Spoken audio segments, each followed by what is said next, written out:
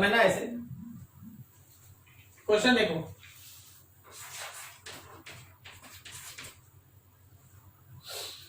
हम लोगों के पास दो कॉन्सेंट्रिक हॉलो स्फेरिकल शेल है, एक का रेडियस है स्मॉल आर, एक का रेडियस है कैपिटल आर। आप टोटल क्यू चार्ज इन दोनों स्फीयर पे डिस्ट्रीब्यूट करें, टोटल क्यू कैपिटल क्यू। मान लो इस पे है स्मॉल क्यू, तो क्या इस पे capital Q minus small Q होगा, दोनों ऐड करने से क्यू हो गया। समझ में आया? Yes, अब देख इसी चार्ज का वैल्यू निकालने के लिए आपको बोला गया है, जिनका भी क्वेश्चन है, किनका क्वेश्चन है जी?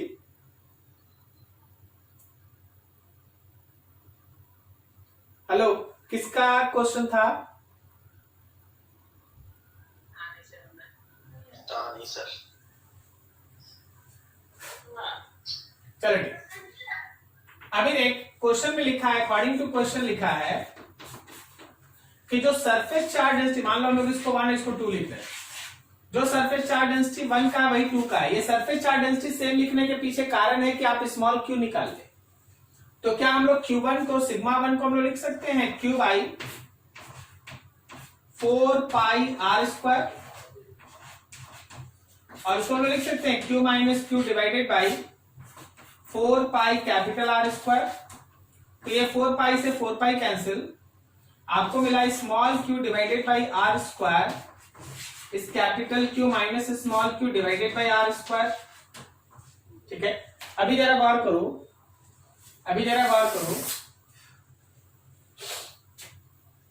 Small Q into capital R square divided by R square is equals to Q minus Q. हम लोग को स्मॉल क्यू चाहिए, ओके, उस स्मॉल क्यू को इधर ले आओ।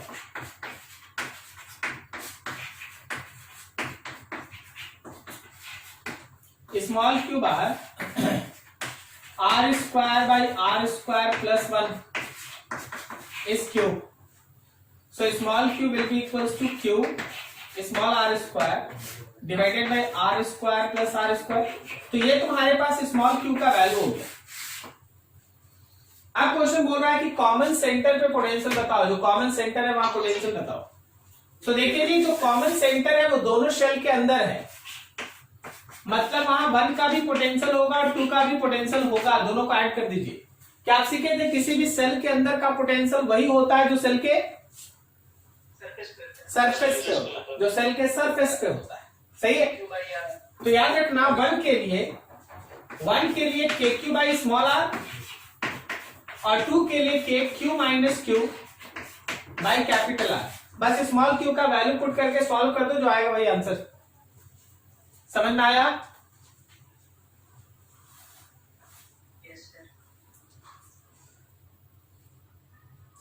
पूरा क्वेश्चन सुन लेना एक बार।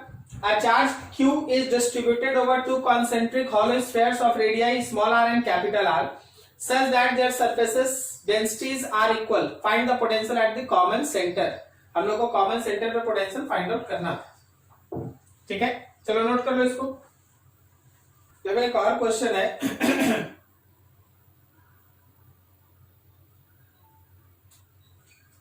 $27 million small drops, each of radius 1 millimeter and having a charge of Q, collapse to form a big drop. Find the potential of the bigger drop. अब देखिए हम यहाँ नंबर से नहीं, हम आपको एक जनरल और इंपॉर्टेंट कॉन्सेप्ट हम बता रहे हैं, वेरी वेरी इंपॉर्टेंट। आप इसको है ना एक इंपॉर्टेंट कॉन्सेप्ट की तरह समझ लीजिएगा।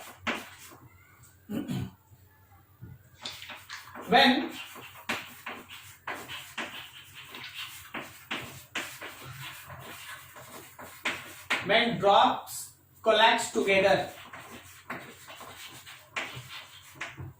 कोई भी ऐसा न्यूमेरिकल जिसमें कोई ड्रॉप मिलता है, बड़ा ड्रॉप बनता है, या ये भी हो सकता है कि कोई बड़ा ड्रॉप हो जो छोटे छोटे ड्रॉप्स में अपने आप को तोड़े, दोनों चीज, ठीक है ना। स्मॉल ड्रॉप है जो अपने आप को बड़े ड्रॉप में बदला है, या बड़ा ड्रॉप है जो अपने आप को स्मॉल ड्रॉप में बदला है, दोनों केस में you have to think like that. आपको ऐसे सोचना होगा, जरा देखिएगा। सबसे पहले मान लो एक स्मॉल ड्रॉप है, इसका मास है m, चार्ज है q, रेडियस है स्मॉल r। तो ऐसे केस में जब आप n ड्रॉप्स लेते हैं, n स्मॉल ड्रॉप्स, तो ये मिलके बनता है एक बिग ड्रॉप, बिग ड्रॉप का चार्ज क्यू, बिग ड्रॉप का मास है, बिग ड्रॉप का radius R. N small drops जब मिलेगा तो एक बिग ड्रॉप बना। तो जरा गौर करना, समझना। सबसे पहला चीज, जो चार्ज होगा मेरे बिग ड्रॉप का वो n times of charge of small drop होगा। एक स्मॉल ड्रॉप के चार्ज का n टाइम्स। सबका चार्ज जोड़ दो यार, सभी के चार्ज को ऐड कर देना है। This is just a simple of conservation of charge. अगर 10 ड्रॉप मिला है तो Q Q Q Q Q मिलके 10 क्यू। अगर 20 ड्रॉप मिला है तो 20 क्यू, लाइक दैट। इस केस में जो मास है हम लोगों का, जो कैपिटल एम हम लोगों का बिग ड्रॉप का, याद रखना वो n times of mass of small drop होगा। दो चीज हो गया। लेकिन रेडियस के बारे में तुमको यहां से काम करना पड़ेगा। n times of volume of small drop is equal to volume of big drop. जरा बार करना, यहीं से रेडियस मिलेगा। रेडियस का रिलेशन देखो, वेरी इंपॉर्टेंट। देखो, so n times of 4/3 of pi r cube is equals to 4/3 of pi r cube। 4/3 से 4/3 pi। so n times of small r का cube is equals to capital R का cube। therefore capital R is n पे power 1/3 into small r। capital R is n पे power 1/3 into small r। this is very very important relation. मतलब जो बड़ा drop बना, उस बड़े drop का जो रेडियस है वो छोटे ड्रॉप के रेडियस के साथ ऐसे रिलेटेड होता है। ठीक है, ये हम लोग 11 में भी किए हैं, आपको याद है? Yes sir. ठीक है, ये आप 11 में भी किए। अब देखिए 12 में फिर से क्वेश्चन। अभी क्वेश्चन क्या बोला गया?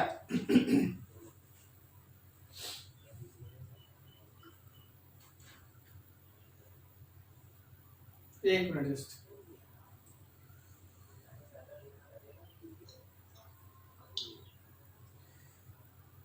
क्वेश्चन ये बोला गया आपको, 27 million small drops.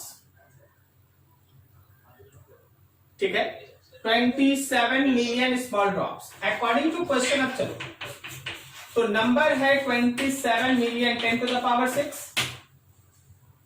Drops. Each का radius, small radius, each radius small R. Small R हम लोगों का कितना है? स्मॉल आर हम लोगों का 1 मिलीमीटर। 1 मिलीमीटर। अभी देखो आपको बनाना होगा, ध्यान से। 1 मिलीमीटर, और हर किसी का चार्ज है 10 to the power -10 कूलम। हर किसी का चार्ज है 10 to the power -10 कूलम। ठीक है, अभी जरा देखो, इस केस में आपसे पूछा गया कि जब ये सारा का सारा कोलैप्स कर जाता है to form a big drop, then find potential of big drop. Find potential of big drop. Big drop का पोटेंशियल क्या? बिग ड्रॉप के लिए तुम सिंपली लिख सकता है KQ बाई बिग ड्रॉप का रेडियस। तो Q लिखो बिग ड्रॉप का और रेडियस लिखो बिग ड्रॉप का। चलो पुट करके सॉल्व करो, तो नोट करो, बनाओ जरा। हो गया? कितना? 3 to 10 to the power 10। K का value 9 into 10 to the power 9, correct ना? कैपिटल Q के लिए नंबर लिख लिया आप लोग 27 into 10 to the power 6, सही है। और फिर उसका स्मॉल चार्ज लिख लिया। स्मॉल चार्ज कितना? 10 to the power -10। और नीचे रेडियस के जगह पे आप लिखे हैं नंबर पे पावर 1/3, यही ना? और स्मॉल रेडियस है 1 मिलीमीटर। मिलीमीटर को मीटर में बदल दिए, -3 मीटर का क्यूब। सॉल्व कर लीजिए, जो आया वही आंसर। नंबर में आप इसको डाल दीजिएगा, ठीक है ना? तो that concept is very very important, याद रखना।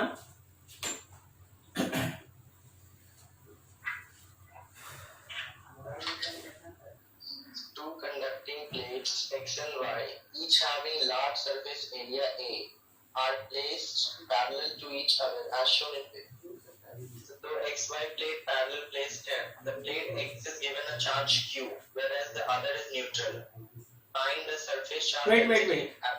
पढ़े नहीं अभी, ठीक है ना। उस चारों फेज पे हम लोग को चार्ज निकालना पड़ेगा, फिर उसका वैल्यू बताना पड़ेगा। पढ़े नहीं? अगला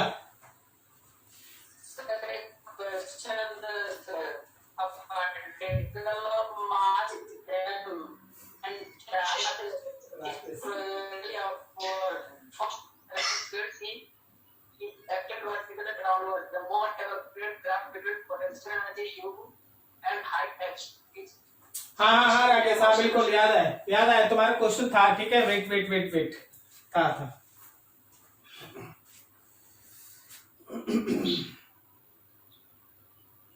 हाँ ठीक है, सुनो जी सर, कोई क्वेश्चन।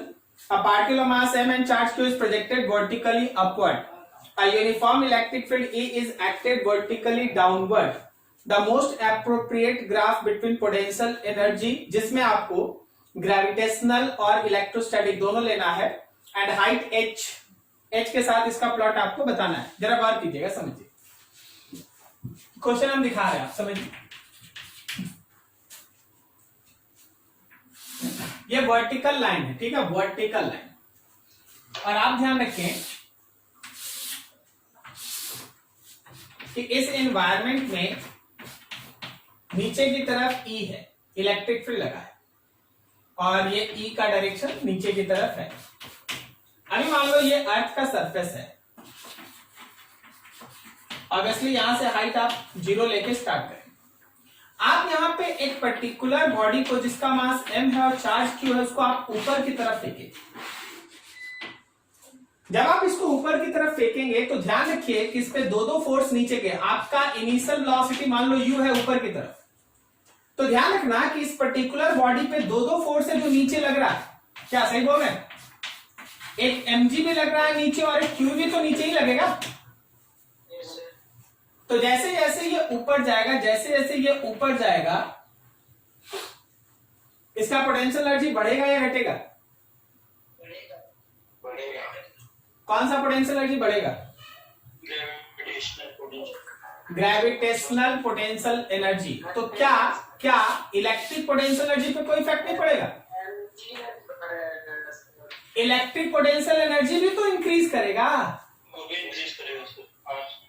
क्योंकि आपका इलेक्ट्रिक फील्ड हायर से लोअर पोटेंशियल पे होता है। तो अभी ये वाला जो सरफेस है ये लोअर पोटेंशियल पे है, यहां तक मान लो पहुंचा, यहां तक मान ले पहुंचा। सपोज h हाइट ये है, तो h हाइट के इस पॉइंट पे जब वो पहुंचा तो उसका ग्रेविटेशनल पोटेंशियल एनर्जी mgh और उसका इलेक्ट्रिक पोटेंशियल एनर्जी अगर लिखना पड़ेगा तो पोटेंशियल लिखना होगा उस पॉइंट पे, या फिर ऐसा सोचो कि जो हम लोग का पोटेंशियल का डिफरेंस होगा उसको 4 से मल्टीप्लाई करना होगा।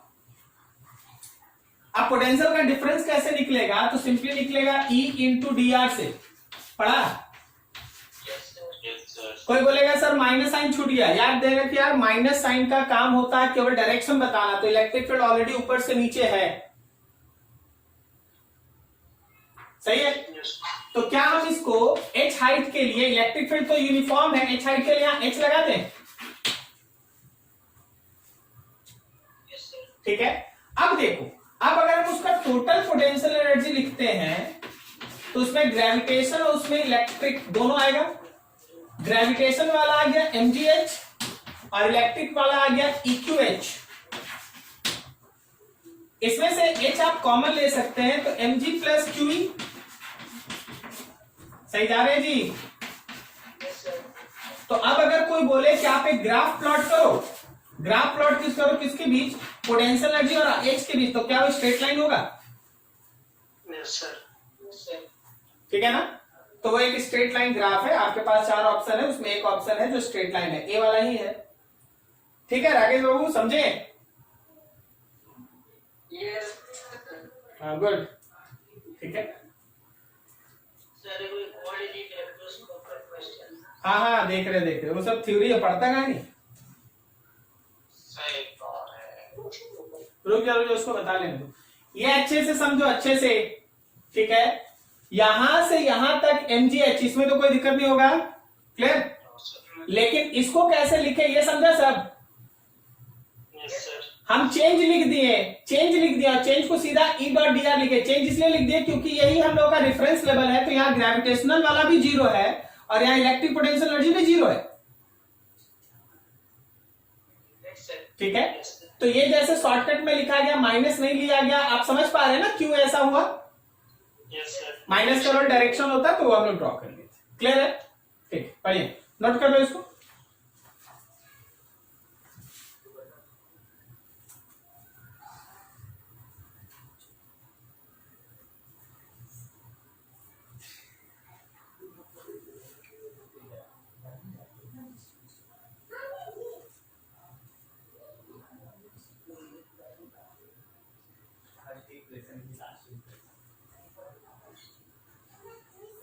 अच्छा, हम लोग लास्ट डे सॉलिड स्फीयर के अंदर इलेक्ट्रिक फील्ड इंटेंसिटी डिस्कस किए थे ना, अंदर में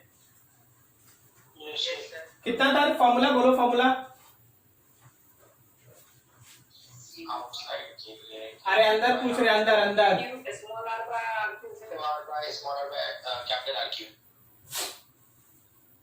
सिग्मा के टर्म में, रो के टर्म में, रो के टर्म में,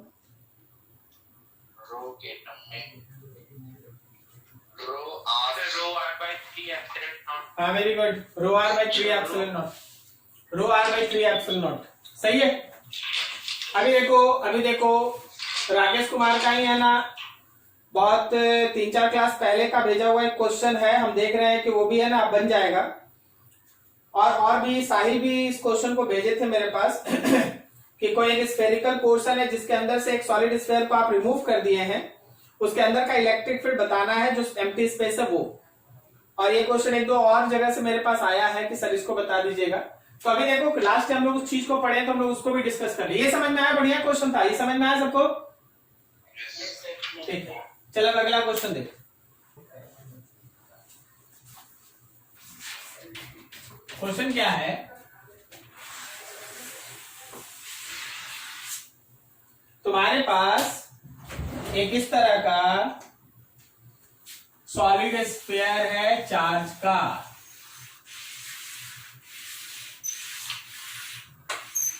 एक ऐसा सॉलिड स्फीयर है चार्ज का। इस सॉलिड स्फीयर में से एक पोर्शन है जिसको आप कट करके हटा रही है, इसका सेंटर। यहां पे एक स्फेरिकल पोर्शन है जिसको आप रिमूव कर दिए हैं, वहां पे एक स्फेरिकल पोर्शन है जिसको आप रिमूव कर दिए, ये वाला इसको आप कट करके हटा चुके। क्लियर?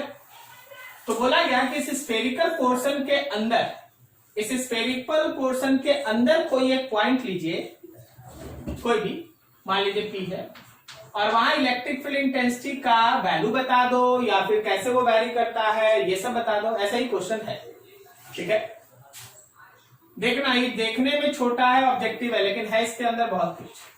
ये C लिख रहे हैं बड़े स्फीयर का सेंटर, और ये C लिख रहे हैं छोटे स्फीयर को जिसको आप हटाएं उसका सेंटर। बड़े स्फीयर से छोटे स्फीयर के बीच का पोजीशन वेक्टर A, छोटे स्फीयर से इस पॉइंट का पोजीशन वेक्टर B, और बड़ा स्फीयर से लेकर उस पॉइंट तक का पोजीशन वेक्टर मान लो C वेक्टर। क्या तीनों वेक्टर समझ में आया? गुड। हम लोग ऐसा पढ़े थे कि electric field of remaining portion is electric field total minus electric field remove. याद है ना, लास्ट टाइम हम लोग यहीं पे खत्म किए थे, सही जी? तो इलेक्ट्रिक फील्ड टोटल कितना? तो सिग्मा टोटल का रेडियस लिखते हैं कि पॉइंट से उस पॉइंट तक का डिस्टेंस लिखते हैं। बोलो, तो क्या यहां C vector divided by 3 epsilon not होगा, माइनस रिमूव के सेंटर से उस पॉइंट तक का रेडियस, क्या इसमें B वेक्टर होगा? क्या आपको समझ में आया?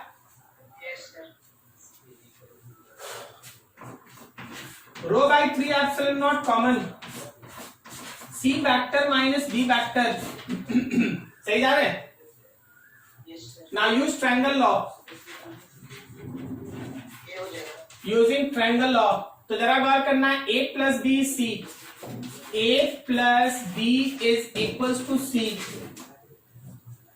so A will be equals to C minus B, A will be equals to C minus B। इसका मतलब ये है कि that value is rho into A divided by 3 epsilon naught। समझ में आया? मतलब जो इलेक्ट्रिक फील्ड इंटेंसिटी है remaining portion of the sphere के अंदर, वो रो A 3 epsilon naught का वैल्यू रखता है। सोच के बताना, सोच के बताना। अंदर में हम कोई भी पॉइंट ले लें कहीं भी, क्या रो बदलेगा? 3 epsilon naught is constant. Now think, अंदर में हम कहीं भी पॉइंट ले लें, क्या ए बदलेगा? नहीं बदलेगा यार, ए तो सेंटर का उसका पोजीशन है। अलग अलग जगह पॉइंट लीजिएगा ना, सुनिए जी उमंग बाबू, अलग अलग जगह पॉइंट लीजिएगा ना, तो बी बदलेगा, सी बदलेगा, ए थोड़ी ना बदल जाएगा। क्या सब कोई समझा? So remember this electric field is constant in terms of magnitude as well as direction। magnitude and direction दोनों में कांस्टेंट, ना ही उसका मैग्नीट्यूड वेरिएबल है ना ही इसका डायरेक्शन वेरिएबल। तो अंदर का कोई भी पॉइंट होगा, उस स्फेरिकल पोर्शन जिसको आप रिमूव किए हैं, अंदर में कोई भी पॉइंट होगा, वहां पे electric field remains constant in terms of magnitude as well as direction. क्या समझ में आया सबको? एक्चुअली जेई एडवांस का आया हुआ क्वेश्चन है कभी का, तो बहुत सारे स्टूडेंट का है ना ये डाउट था, तो अभी हम लोग लास्ट पढ़ के यहाँ खत्म किए थे, आज तुम्हारे सामने नोट कर लो अच्छे से। तो लास्ट हम लोग है ना पोटेंशियल डिस्कस किए थे। पोटेंशियल हम लोग है ना हॉलो स्फीयर का पोटेंशियल पढ़ लिए थे, क्या सही है ना? आज थोड़ा सॉलिड स्फीयर का पोटेंशियल देख लेते हैं, फिर एक दो छोटा छोटा चीज है ना, फिर उसके बाद स्टार्ट करेंगे, धीरे धीरे डिस्कस करेंगे। क्या आप लोग एचसीबी का क्वेश्चन बना रहे हैं? इससे बना वाला सही है, दोनों एचसीबी का ही था। हाँ, तो अभी पढ़े नहीं, ठीक है ना, लास्ट में होगा क्वेश्चन सर, ठीक है? तो अभी वेट कर लो थोड़ा। देखो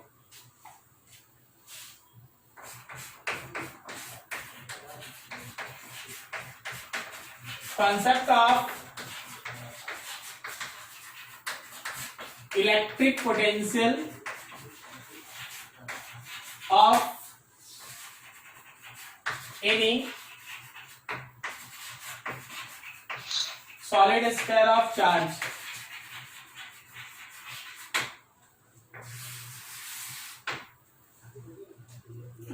हमारे पास कोई एक चार्ज का सॉलिड स्फीयर है, ऑब्वियसली इसके अंदर चार्ज ऐसे डिस्ट्रीब्यूटेड है। आपके पास फिर से वही बात है, कोई एक पॉइंट है जो सरफेस के बाहर है, कोई एक पॉइंट है जो सरफेस के ऊपर है, और कोई एक पॉइंट है जो सरफेस के अंदर है, और यहाँ पे टोटल चार्ज क्यू इसके अंदर मौजूद है। तो ध्यान रखना कि कोई भी पॉइंट अगर आउटसाइड है, outside small r is greater than capital R, potential is very simple, KQ by R, and the electric field intensity is KQ by R square, KQ by R, and the electric field intensity is KQ by R square। ठीक है, अभी जरा गौर करना, अगर हम लोग surface पे बात करते हैं जहां स्मॉल r और कैपिटल R बराबर होता है, remember that potential is equals to KQ by capital R and electric field intensity is KQ by R square. यहां तक कोई चेंज नहीं, चाहे आप सॉलिड स्फीयर डिस्कस करें या हॉलो स्फीयर डिस्कस करें, यहां तक कोई चेंज नहीं होता, ना इलेक्ट्रिक फील्ड में चेंज होता है ना पोटेंशियल में चेंज होता है। लेकिन जब आप बात करते हैं inside, small r is less than capital R, remember that the equation of potential now becomes 3/2 times of K Q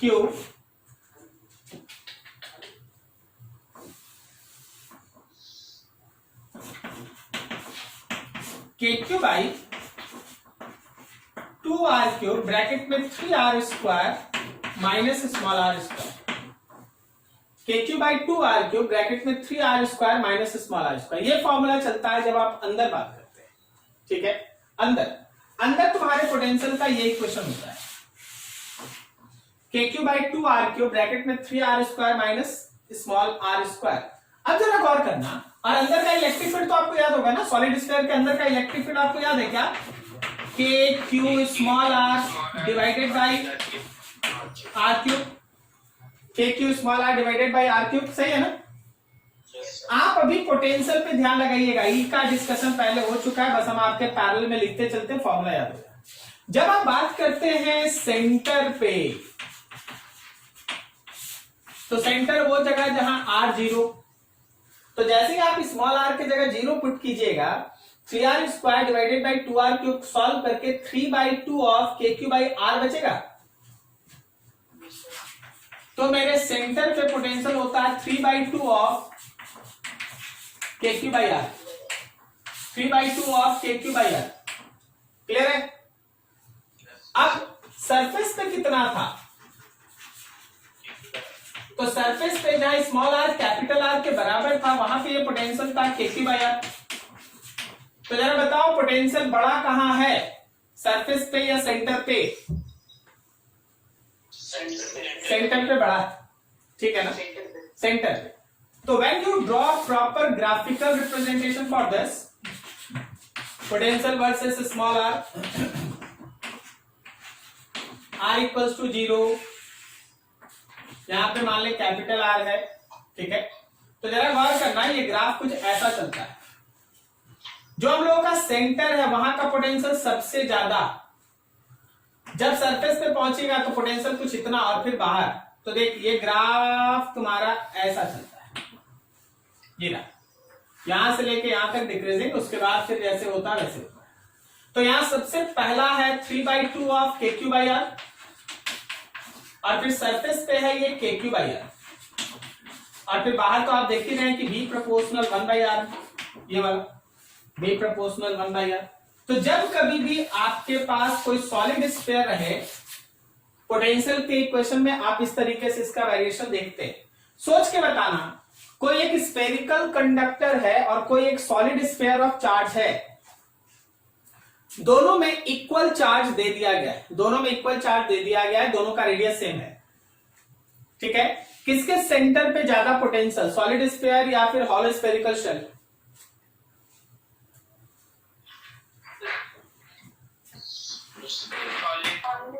solid 3/2 times है भाई, 3/2 टाइम्स है, वो KQ बाई r से 1.5 टाइम्स है, बड़ा है ना, ठीक है। अच्छा, अगर हम सॉलिड स्फीयर के सेंटर से चलते हुए इंफिनिटी तक, उसके सरफेस को पार करके इंफिनिटी तक निकल जाए, सॉलिड स्फीयर में सेंटर से चलते हुए उसके सरफेस को पार करके इंफिनिटी तक निकल जाए, how potential will vary? Potential will decrease. Potential will decrease. Potential will decrease. It is decreasing, decreasing, decreasing, decreasing, and decreasing. Correct na? Yes. But when we move from center to surface and outside, in case of hollow spherical conductor, how potential will vary? Up to surface it will be constant, then Very good.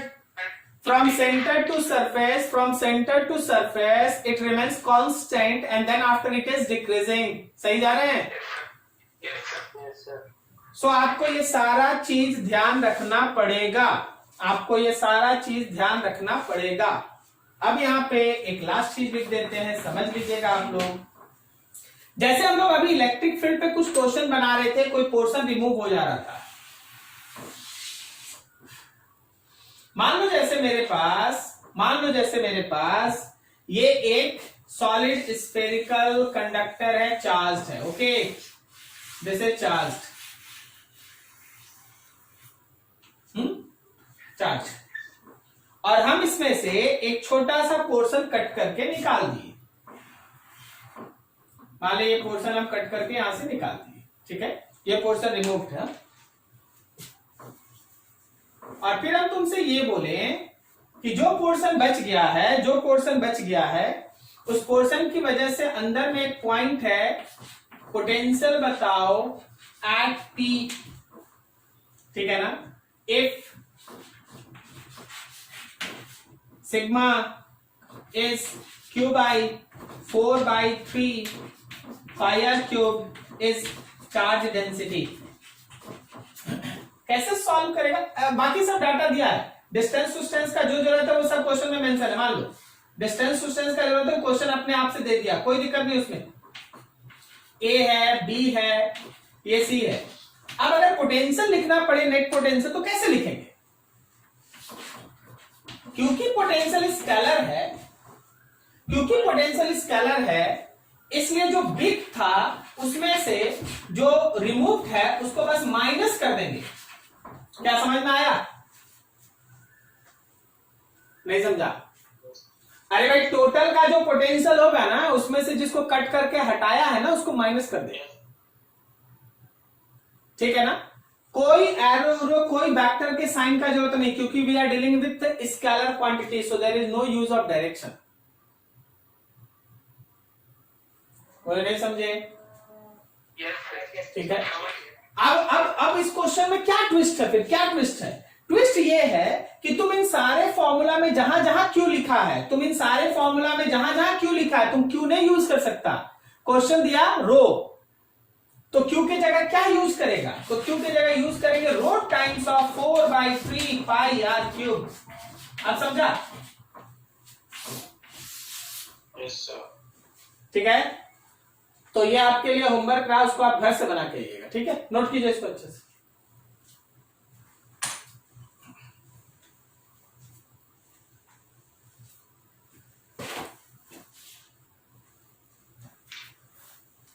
अब सुनिए,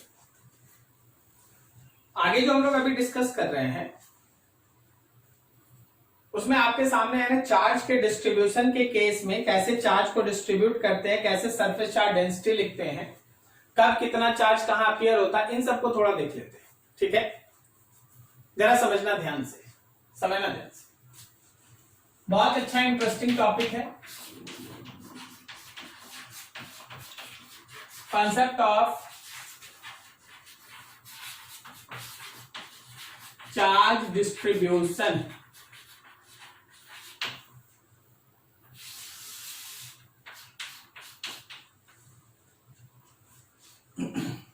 देखिए ध्यान से समझिएगा। सबसे पहले आपके सामने है कोई भी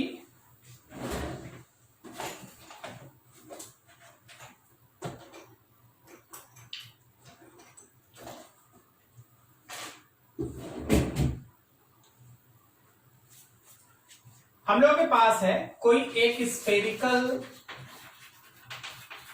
शेल। आपके पास कोई एक स्फेरिकल शेल है, मान लो ऐसा है,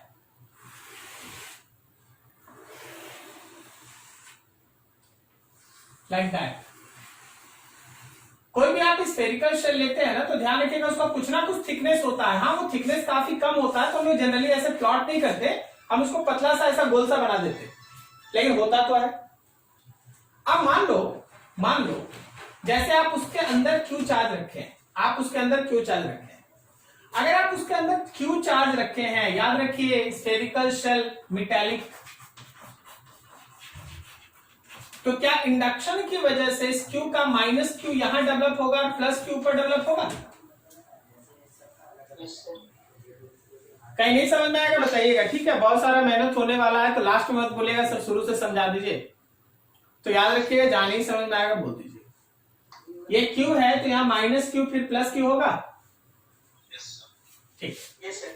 अब देखना दूसरा एक फिगर, अभी हम बहुत कुछ आके फिर से ठीक करेंगे, अभी कोई दिक्कत नहीं। अभी मान लो फिर से मेरे पास वही स्फेरिकल शेल है, ठीक है, लेकिन इस बार आप चार्ज बाहर से दिए हैं क्यू, तो क्या उस बाहर वाले चार्ज का कोई हिस्सा अंदर आएगा कि सारा चार्ज बाहर रहेगा? सारा चार्ज बाहर रहेगा, सारा चार्ज बाहर रहेगा, कोई दिक्कत नहीं ना किसी को, ठीक है। यहां पे इस पे देख ऐसे माइनस आ रहा है अंदर में और ऊपर में प्लस आ रहा है, ऐसा, ठीक है। यहां सारा चार्ज बाहर रहेगा, कोई भी चार्ज अंदर अपीयर नहीं होगा, और आप इस बात को समझ रहे हैं, क्लियर है? जरा गौर करना, अगर हम अंदर वाले फेस का रेडियस a लिखते हैं और बाहर वाले फेस का रेडियस b लिखते हैं, क्लियर है? ठीक है। तो कोई अगर हमसे बोले कहीं भी सरफेस चार्ज डेंसिटी लिखने का, सरफेस चार्ज डेंसिटी, अंशु बाबू इसी पे आप क्वेश्चन पूछ रहे थे, ध्यान रखिएगा। तो इसका सिंपल मतलब होगा charge by surface area, charge by surface area.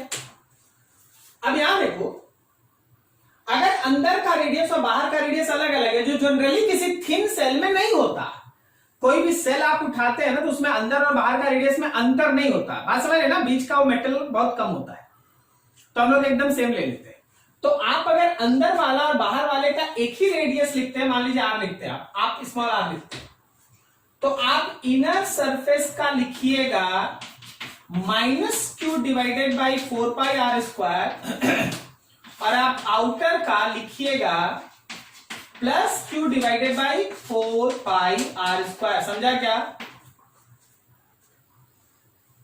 अंदर वाले में -q है और एरिया है 4πr², बाहर का +q है और एरिया है 4πr²। कोई दिक्कत नहीं, ठीक है। अब इस केस में ये ऊपर वाले के लिए था, ठीक है, थोड़ा सा नीचे आ गया है लेकिन है ये ऊपर। अब इस केस में देखना, अगर हम बोलेंगे कि इनर का सरफेस चार्ज डेंसिटी बोलो, क्या बोलता है? 0 होगा? अरे भाई 0 होगा, अंदर में चार्ज है ही नहीं, जो चार्ज हो तो बाहर है, आउटर पे होगा q बाई 4πb² ना, आउटर का 4πb²। क्या आप सब कोई समझ पा रहे हैं? ठीक है। अगला देखिए,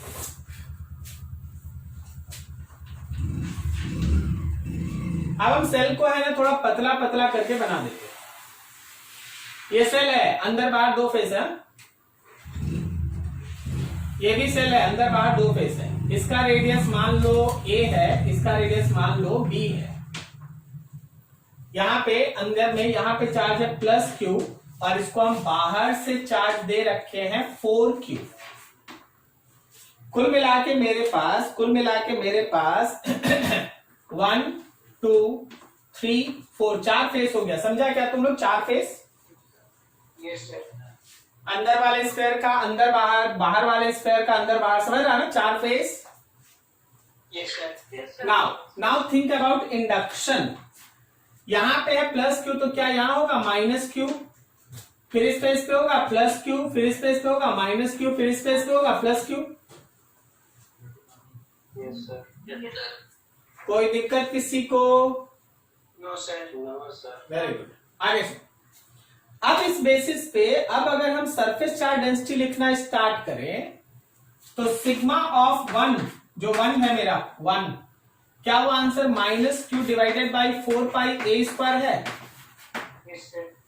सिग्मा ऑफ 2, इसको 1 लिख दे भाई, ये 2, क्या वो +q डिवाइडेड बाई 4πa² है? सिग्मा ऑफ 3, क्या वो -q डिवाइडेड बाई 4πb² है? और सिग्मा 4 कितना है? Very good, 5q। अरे भाई ये 4q तुम दिया था और q आया है, ये 4q अंदर नहीं जाएगा, ये 4q अंदर नहीं जाएगा, अंदर से चार्ज बाहर आएगा। क्या समझ में आया? 5q divided by 4πb²। Clear हो रहा है? मान ले इसको हम लोग स्फीयर A लिख देते हैं और इसको हम लोग स्फीयर B लिख देते हैं, तो कोई हमको बता सकता है कि what is charge of sphere A, what is charge of sphere B, what is charge of sphere A?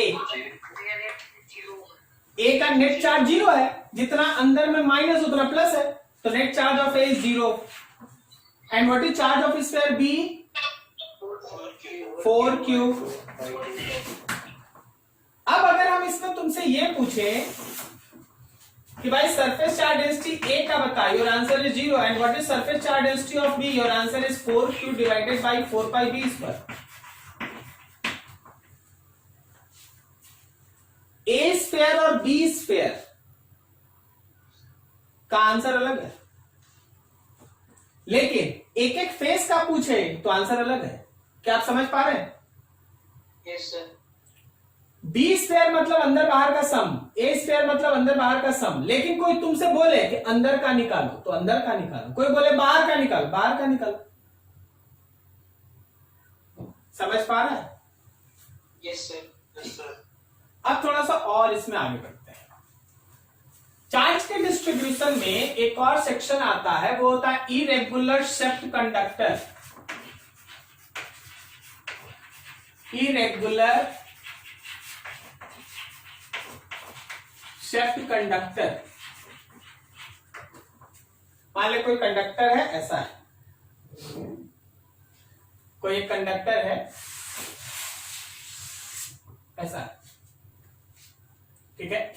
अभी हम थोड़ा, और इसके अंदर एक हॉलो है, इसके अंदर एक कैविटी है, एकदम स्फेरिकल कैविटी, एकदम स्फेरिकल है, लेकिन कंडक्टर है ना वैसा हॉलो है। देखो ये वाला पूरा मेटालिक रीजन है, भरा हुआ है भाई, सब अच्छे से समझना। कोई क्वेश्चन इससे अब छूटना नहीं चाहिएगा, सब थ्योरेटिकल आता है, कोई कैलकुलेशन बेस्ड नहीं होता, लेकिन एक से कॉन्सेप्चुअल होता है। ऐसा ये हम लोगों के पास एक मेटालिक कंडक्टर है,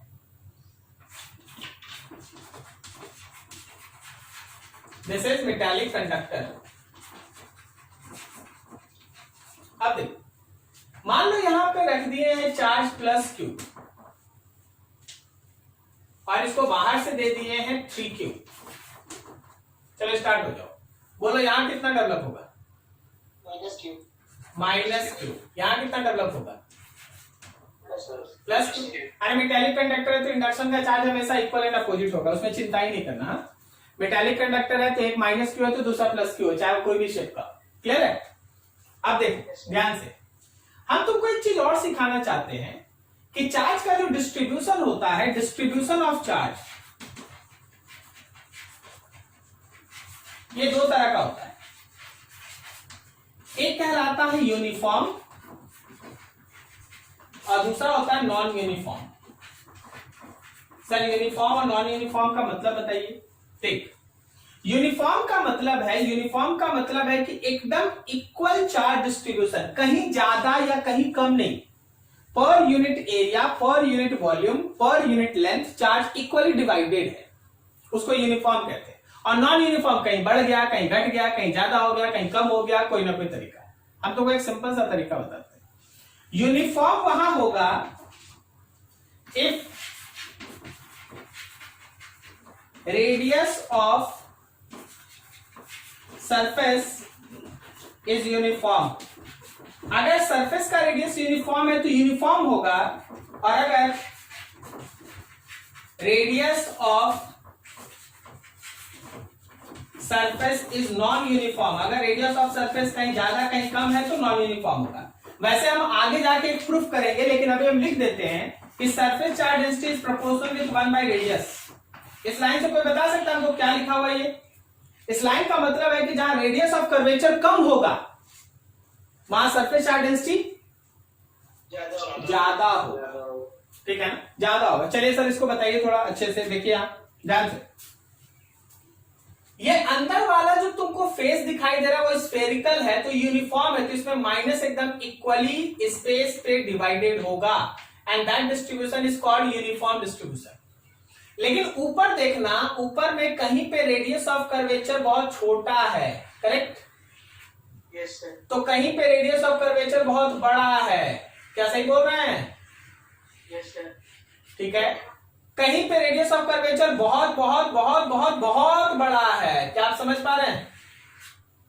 यस सर। तो जहां रेडियस ऑफ कर्वेचर बहुत बड़ा है वहां चार्ज का डिस्ट्रीब्यूशन कम होगा, जहां रेडियस ऑफ कर्वेचर कम है वहां चार्ज का डिस्ट्रीब्यूशन ज्यादा होगा, और जहां ऐसा है वहां ऐसा है। क्या आप समझ पा रहे? देखिए दोनों में अंतर, कहीं कम, कहीं ज्यादा, कहीं बहुत कम, कहीं बहुत ज्यादा। क्लियर हो रहा है? This is called non uniform distribution. इसको हम लोग नॉन यूनिफॉर्म कहते हैं। कहीं ज्यादा, कहीं कम, कहीं ज्यादा, कहीं कम। देख, कम वहां बनाएंगे जहां रेडियस ऑफ कर्वेचर बड़ा होगा, वहां कम बनाएंगे, और जहां रेडियस ऑफ कर्वेचर छोटा है वहां बहुत ज्यादा डेंसिटी दिखाएंगे, बहुत ज्यादा। फिर जहां रेडियस ऑफ कर्वेचर बड़ा हो गया वहां कम दिखाएंगे, वहां कम दिखाएंगे। ठीक है? फिर जहां पे डेंसिटी ऐसा, this is called non uniform. क्या आपको अंतर समझ में आ रहा है? Yes, sir. तो चलो जी बताओ जरा, सोच के बताओ, सोच के बताओ, सोच के बताओ, यूनिफॉर्म की नॉन यूनिफॉर्म? ये वाला, ये वाला, ये वाला, क्या ये यूनिफॉर्म या नॉन यूनिफॉर्म? यहां भी ठीक है। तो तुमको अंतर समझ में आ गया होगा कि अगर मेरे पास सरफेस नॉन यूनिफॉर्म है, ये सरफेस नॉन यूनिफॉर्म सरफेस है। अगर सरफेस नॉन यूनिफॉर्म है तो चार्ज का डिस्ट्रीब्यूशन भी कैसा है? Non uniform. अगर मेरा सरफेस यूनिफॉर्म है तो चार्ज का डिस्ट्रीब्यूशन भी कैसा है? यूनिफॉर्म। डेंसिटी कैसे लिखते हैं, समझ में आया? ठीक है, Yes, sir. चलो इसको नोट करो और आगे बढ़ते हैं। चलो जरा देखना,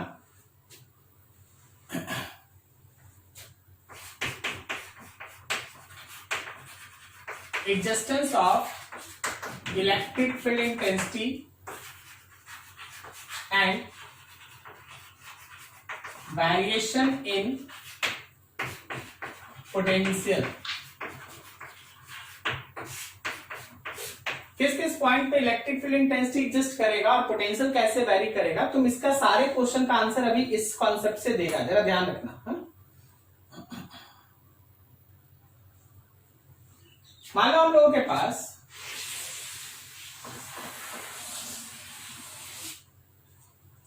ऐसा एक इस पे कंडक्टर है कोई भी शेप का, और उसके अंदर एक ऐसा कैविटी है। इसके बाद ये जो पूरा पोर्शन है वो हम लोगों के पास ये मेटालिक है। जहां अभी हम है ना वायलेट कलर कर रहे हैं, अभी हम जहां भर रहे हैं, क्या तुम यहां पे चार्ज रख सकता है? क्या तुम यहां पे चार्ज रख सकता है? चार्ज यहां पे रखा जा सकता है जहां मेरा भी चॉक स्विच चल रहा है? नहीं, यहां तुम चार्ज नहीं रख सकता। चार्ज या तो अंदर रख सकता है या बाहर रख सकता है, सही ना? ये मेटालिक मीडियम है, यहाँ चार्ज दीजिएगा तो कहां चला जाएगा? यहाँ पे अगर गलती से आप चार्ज छोड़ दीजिएगा तो कहां चला जाएगा? बाहर। ठीक है ना? सरफेस पे, करेक्ट। तो ऐसा है, ये मेरे पास एक cavity, this is your cavity. अब मान लीजिए जैसे यहां पे आप एक चार्ज रख दिए हैं +Q, ठीक है? तो जो अभी आप डिस्कस किए उस हिसाब से यहाँ पे डेवलप हो गया -Q और यहाँ डेवलप हो गया +Q। करेक्ट जा रहा है? Yes, sir. सही। अब जरा गौर करना, ये जो -Q डेवलप हुआ वो यूनिफॉर्म है या नॉन यूनिफॉर्म? Non uniform. और ये कैसा है? Non uniform. कोई दिक्कत नहीं किसी को ना? अब मान ले जैसे हम लोगों के पास एक पॉइंट है P1, एक पॉइंट है P2 और एक पॉइंट है P3। तुमसे पूछा गया P1, P2 और P3 पे इलेक्ट्रिक फील्ड है या नहीं है। अगर है तो पोटेंशियल वैरी करेगा, नहीं करेगा, बढ़ेगा, घटेगा, सो ये लग। ठीक है? देख, किसी भी पॉइंट पे इलेक्ट्रिक फील्ड है या नहीं, इसका पता करने का एक सिंपल सा तरीका है। Just draw Gaussian surface. Gaussian surface draw करने में कभी भी मीडियम नहीं बदलना, मीडियम कभी मत बदलना। तो सर गॉसियन सरफेस कैसा बना है? अरे कैसा भी बना दो यार, क्या दिक्कत है? बोले नहीं सर आप तो सिखाए थे स्फेरिकल और सिलिंड्रिकल। अरे भाई स्फेरिकल और सिलिंड्रिकल इसलिए सिखाया गया था ताकि तुमको इंटीग्रेशन का झमेला नहीं हो। क्या समझ में आया? Yes sir. गॉसियन सरफेस हमेशा स्फेरिकल और सिलिंड्रिकल थोड़ी ना होता, जैसा मन वैसा लो, लेकिन जैसा लेगा वैसा बनाने आना चाहिए। तो होता नहीं। ठीक है, तो इसलिए जितना भी आपके सिलेबस का ये लिमिटेशन है कि जब भी आपका डेरिवेशन बेस्ड कोई क्वेश्चन होता है तो Gaussian surface should be spherical, cylindrical या कोई ऐसा शेप जिसका एरिया आप जानते हैं। लेकिन अभी अगर कॉन्सेप्ट वाइज चलो तो नॉट नेसेसरी कि Gaussian surface must be always spherical, cylindrical like that. जैसा चाहिए वैसा मीडियम मत बदलना। दिस इज गॉसियन सरफेस, ये तुम्हारा गॉसियन सरफेस, ठीक है। अब सोचो जरा ध्यान से सोचो। अगर हम बात करते हैं एट पॉइंट P1 पे बात करते हैं भाई, तो बता क्या P1 पे जो तुम गॉसियन सरफेस बनाया है उसके अंदर चार्ज इनक्लोज है या नहीं है? जीरो या नॉन जीरो? तो याद रखना कि electric field is non zero, वहां इलेक्ट्रिक फील्ड होगा। क्या समझा? यहां इलेक्ट्रिक फील्ड होगा। तो बोलेगा सर देखिए आप मेटालिक कंडक्टर, हम तो बोले ना मेटालिक कंडक्टर, ये मेटालिक है। तो सर आज मेटालिक कंडक्टर के अंदर में आप बोल रहे हैं, मेटालिक कंडक्टर के आप अंदर में बोल रहे हैं कि हाँ इलेक्ट्रिक फील्ड होगा। हाँ होगा, क्योंकि चार्ज है। ये चार्ज नहीं रहता, क्यों इनक्लोज जीरो हो जाता, इलेक्ट्रिक फील्ड जीरो हो जाता। क्या समझा? ठीक है।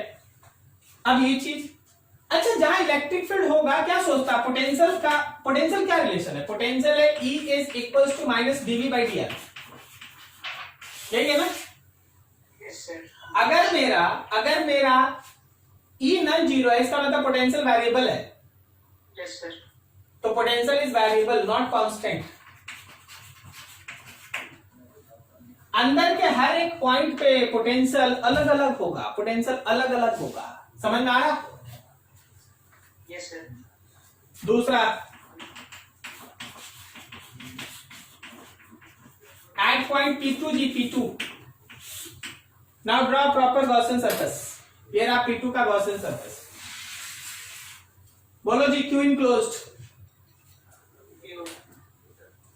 कितना? जीरो। जितना प्लस उतना माइनस नहीं, जितना प्लस उतना माइनस, तो क्यू इनक्लोज हो गया zero. That's why electric field intensity is zero, ठीक है ना? And potential is constant. अब देख, हम तो P3 नीचे लिख दिए हैं। मान ले जैसे कोई बोला नहीं सर ये रहा मेरा P4, ये रहा मेरा P5, तो बताओ P2, P4, P5 में किसका पोटेंशियल ज्यादा? सबका के बराबर है, ठीक है ना? तो पोटेंशियल P2 बोलो या P4 बोलो या P5 बोलो, सब बराबर है। अब तुमको डराने के लिए क्वेश्चन कि देखो जी एक स्मॉल क्यू चार्ज को P2 से उठा के इसका डिस्टेंस यहां से R या इसका डिस्टेंस 3R/2 रख दिया गया। बताओ how much work is done? Your answer is zero, because there is no change in potential. समझ में आ रहा है? ठीक है। अब थोड़ा और आगे बढ़ते हैं।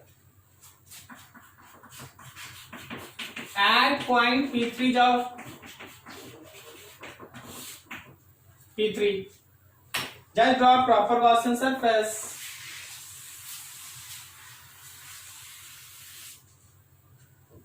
What is Q enclosed? Zero or non-zero? Non-zero. Then your Q enclosed is non-zero, electric field is non-zero, and your potential is variable. Okay? ठीक है ना? Your electric field is non-zero, potential is variable। कोई बता सकता है कि sir ये electric field अगर निकालना रहेगा तो कैसे निकालेंगे? सबसे अच्छा क्या है ना कि बस तुम ऐसा मानो ना कि अब तुम्हारे पास एक पॉइंट चार्ज है, क्योंकि ये माइनस क्यू ये प्लस क्यू कैंसिल, बस यहां से डिस्टेंस ले ले और उसको सॉल्व कर दे। अब जरा फील्ड लाइंस पे, यहां तक किसी को डाउट? अब थोड़ा फील्ड लाइंस पे आ जाओ, फिगर में फील्ड लाइंस, ठीक है? ये फील्ड लाइंस आपको इस ऑरेंज कलर से दिखाने का भरसक प्रयास करते हैं। यहां मान लो माइनस है, मानेगा क्या? माइनस है, और यहां पे प्लस है।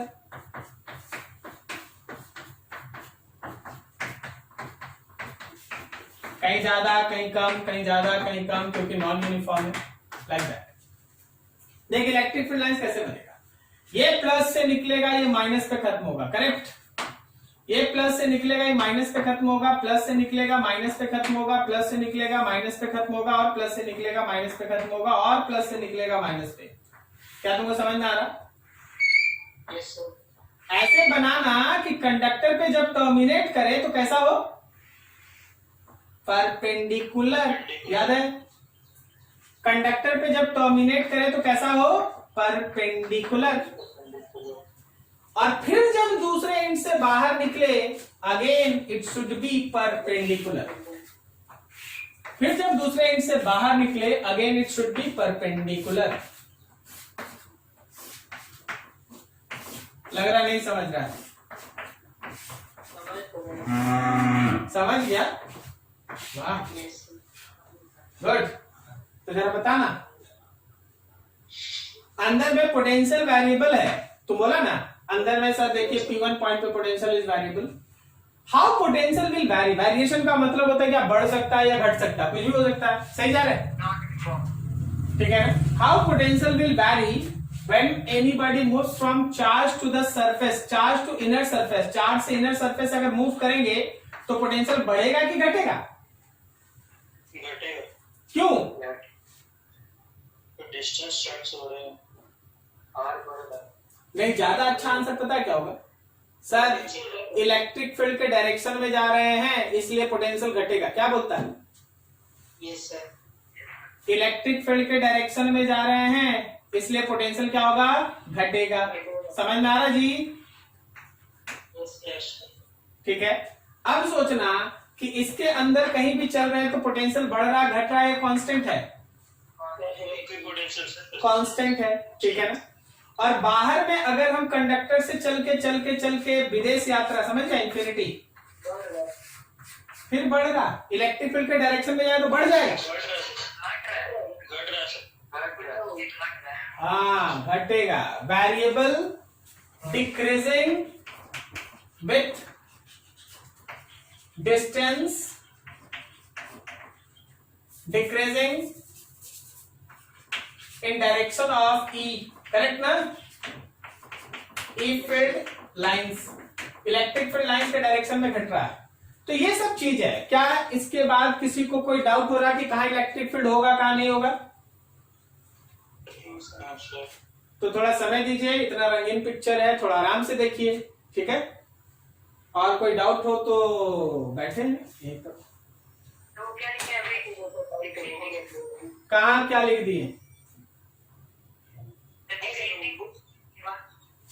यहाँ पे decreasing in direction of electric field lines, decreases in direction of electric field lines, simple सा जो प्रॉपर्टी पढ़े वही लिख दिए, ठीक है।